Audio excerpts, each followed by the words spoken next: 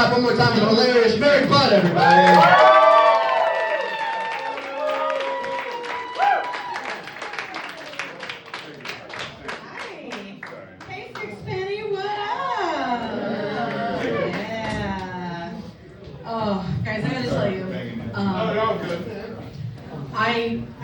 This is the place that I feel the most at home, is in an Irish dive bar. I'm originally from Kansas City, and my family owns an Irish pub back home.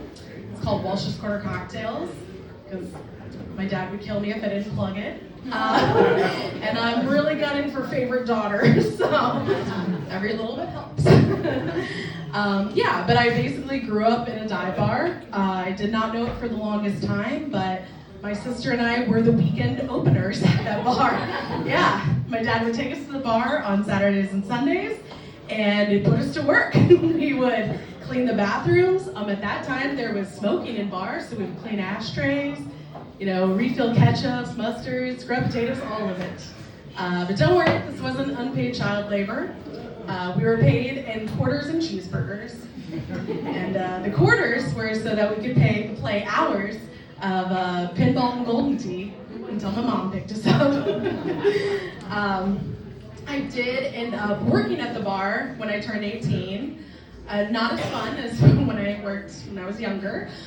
Didn't get to play so much golden tee on the clock, but it was pretty great. And in Missouri, you have to have a liquor license if you are 18. If you're underage, they give you a card you have to carry.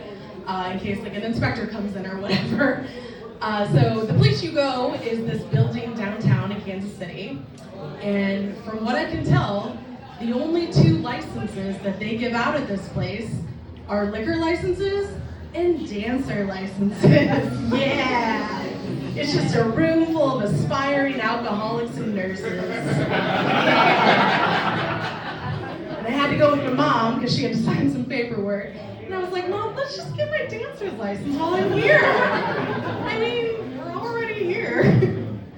She did not find that as funny. But I was working at the bar one time, and this woman comes in, and she's like, ooh, it's so cold outside. I want to warm up.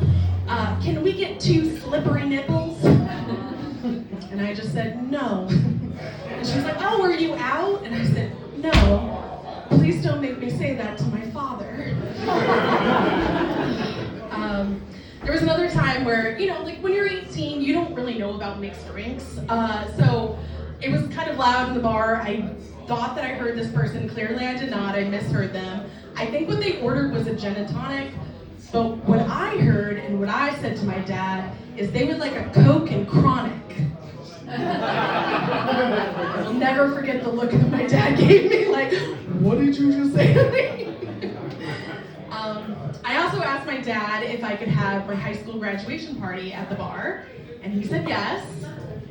What he failed to tell me, though, was that he would not be shutting down the bar for the day to the public for a private party.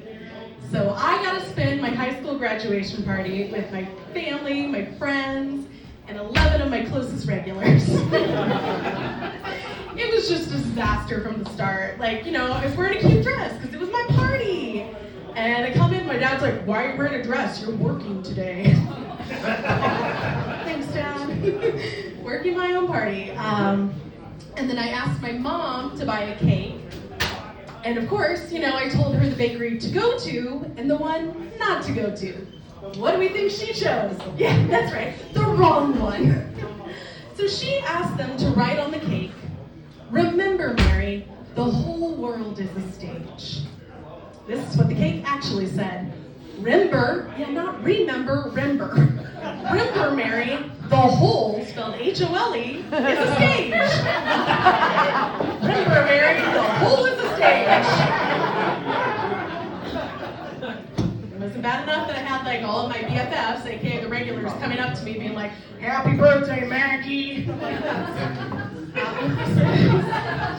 But please have a piece of cake. I was just doing anything to try to divert people from actually reading the cake. Hard to believe they didn't understand why I wanted to go away for college. It's a mystery. But yes, as we all know, I am a Portage Park resident. Woo woo! Yeah, live down the street on Pensacola with my husband and our 2 dogs. Yeah, my roommate. As you can tell, my husband just looks like a stereotypical Chicago cop. Bigger guy, facial hair, very strong opinions on where to get the best Italian beef. So we were up in Milwaukee last summer, and we were walking back to our hotel at night, and it was pretty hot, so he starts to unbutton his shirt a bit more to cool off. And I immediately reached over and grabbed it and started pulling it back together, and I said, "What are you doing? You might be a Chicago 6, but you are a Milwaukee 9, my man."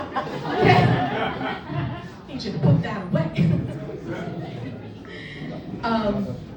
I do think that, most straight men, I don't know, some men, hashtag not all men, but I think the reason that they can't remember stuff is because their brains are just filled with other dudes' names.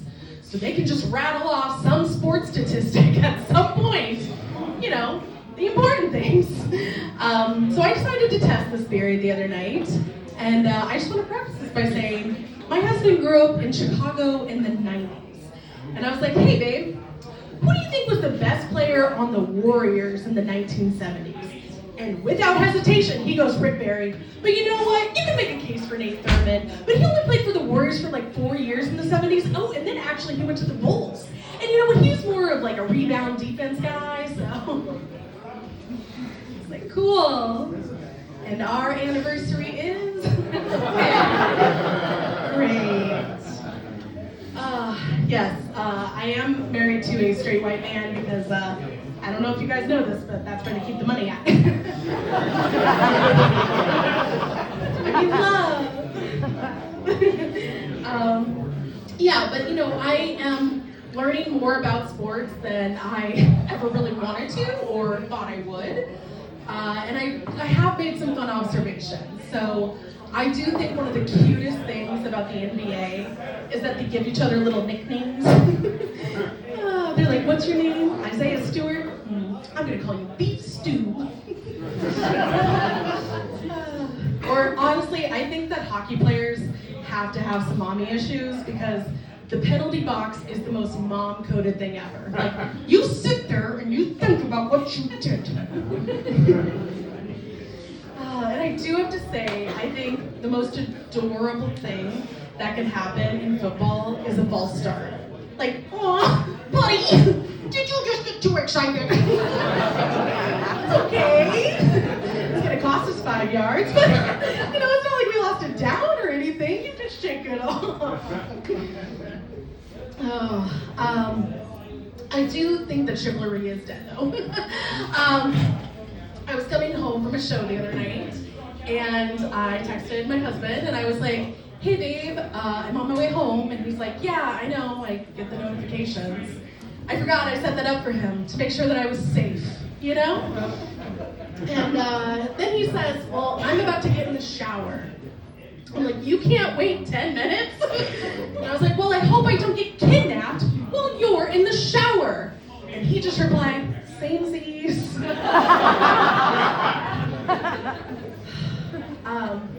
I will leave you guys with this. I don't want to make too many of you women in here jealous, but my husband did buy me the sexiest, most romantic gift ever.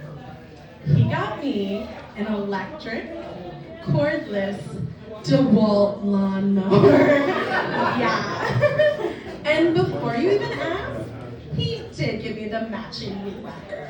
So, sorry ladies, he's taken. All right, you guys have been great. Thank you so much.